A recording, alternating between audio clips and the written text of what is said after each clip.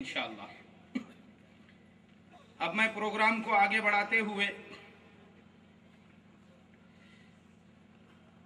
हमारे इस प्रोग्राम के इस्तकबालिया को पेश करने के लिए पूना ज़िले के जमीयत के रूह रवां जनाब हज़रत मौलाना अब्दुल रशीद साहब दौंड दामत बरकातुहुम से दरख्वास्त करता हूँ कि वो अपने मलफूजात से हम तमाम की रहबरी फरमाएं।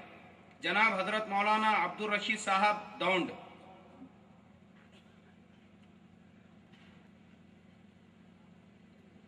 अस्सलामु अलैकुम वरहमतुल्लाहि वबरकातुहू।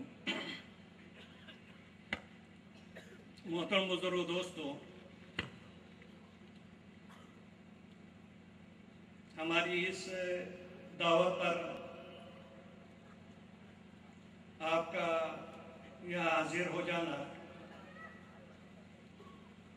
और जो मिली मसाइल हैं उनमें हमारा साथ देना, मैं तमाम उन नौजवानों का,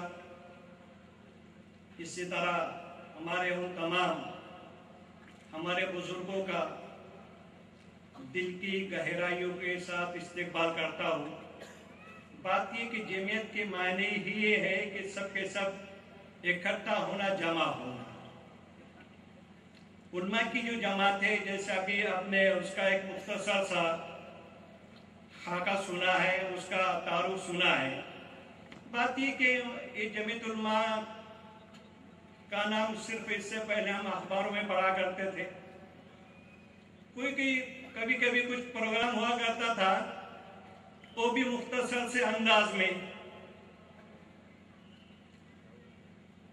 और जमीयत किसको कहते हैं, जमीयत की तारीख क्या है, उसकी कुर्बानियां क्या है, जंग आज़ादी में जमीयत ने क्या क्या रोल अदा किया है, उलमाए किराम ने जंग आज़ादी में अपना कितना खून बहा है, कितने उलमाए किराम जंग आज़ादी की खातिर फांसी के फंदों पर चढ़ाए गए और उन्होंने फांसी के फंदों को चूम कर जो है इस वतन अजीज की आज़ादी के लिए अपनी कुर्बानियां पेश की है।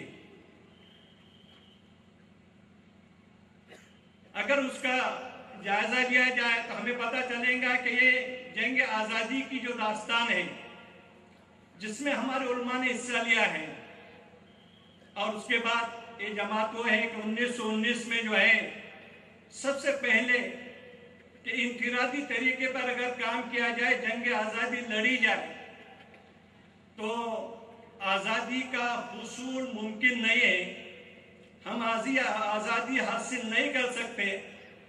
तो चुनाचे उस वक्त उलमा की एक जमात सर जोड़कर बैठ गई और उन्होंने जो है इस जमात की जो है बुनियाद डाली और साथ ही साथ बिरादराने वतन को भी साथ दिया कि उसके बगैर जो है जंग आज़ादी का जो ख्वाब वो कामयाब नहीं हो सकता, शर्मिंदा ताबिर नहीं हो सकता।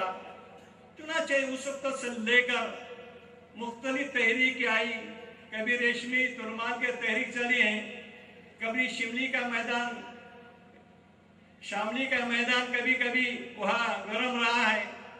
गर्ज है कि एक कुर्बानियों की एक मुस्तकिल दास्तान है जो जमीयत उलमा के तारीख के एतबार से जो सुनील हुरूफों में लिखने के काबिल है और लिखा भी गया है, तारीख उसकी गवाह है। चुनांचे इसके बाद जमीयत के एतबार से जंग आज़ादी के बाद, हालांकि जंग आज़ादी में तमाम के तमाम हिस्सा लिया है, लेकिन कभी भी किसी भी आलिम ने और जमीयत के किसी भी कायद ने उसका मुबादला तलब नहीं किया है। कोई स्वतंत्र सैनिक की जो सनद सर्टिफिकेट लाकर उससे कोई वजीफा नहीं लिया है, बल्कि बेलोस वो तो जो है काम करते रहे, उसके बाद काम करते करते रहे। भाई अल्हम्दुलिल्लाह मौलाना नदीम सिद्दीकी दामद बरकात को हमने जब तवज्जो किए महाराष्ट्र में जो है जमीयत का एक वजूद देखने को आ रहा है, और न चंद इलाकों में जो है जमीयत बराए नाम थी। अब हमें इस जमीयत की कुर्बानी के एतबार से कोई उस पर उंगली नहीं उठा सकता, जमीयत के एतबार से कोई उंगली नहीं उठा सकता। गर्ज के हमारे बहुत सारे मसाइल हैं, और ये मैं कहूँगा कि भाई ये सिर्फ इन्हीं अभी की जो तंजीम है इन्हीं को इल्जाम देना गलत है, बल्कि ये तो पहले से चले आ रहा है ना, पहले से चले आ रहा है। ये तो हमारी जो इसके बाद के वाली हुकूमत को दूध की धोली हुई नहीं थी, उसने भी जो है अगर रेजोल्यूशन पहले से अगर कर लेती हो और उस वक्त तो असेंबली में पास कर लेती तो ये नौबत नहीं आती। सिर्फ ऑर्डिनेंस पास करने से कुछ होता नहीं, इलेक्शन से पहले ऑर्डिनेंस पास कर देना और बाद में उसको जो छोड़ देना, ये कोई उसकी बात नहीं है। इसके लिए भाई ये तमाम एक सोचने का मौका है, ये जो है सोचने का मौका है कि आज हमें क्या करना है और मिल्लत के एतबार से, कौम के एतबार से हमको क्या कुर्बानी देना है। इसके लिए मैं तमाम हजरात का तहे दिल से, दिल के गहराई के साथ इस्तेमाल करता हूँ।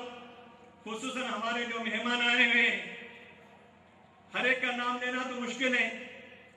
अभी हमारे एक मेहमान आए डॉक्टर कुमार सप्तर्षि, जो आमदार भी अहमदनगर में कई सालों पहले इलेक्शन लड़ा था और वो इलेक्शन वो जीत गए थे।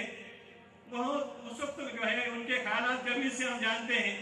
इंशाअल्लाह वो खुद ही आप हजरात के सामने अपने ख्यालात को पेश करेंगे प्रोग्राम के मुताबिक। आप तमाम के तमाम हजरात उसको सुनते रहे। वाखिर दावाना अल्हम्दुलिल्लाह रब्बिल आलमीन।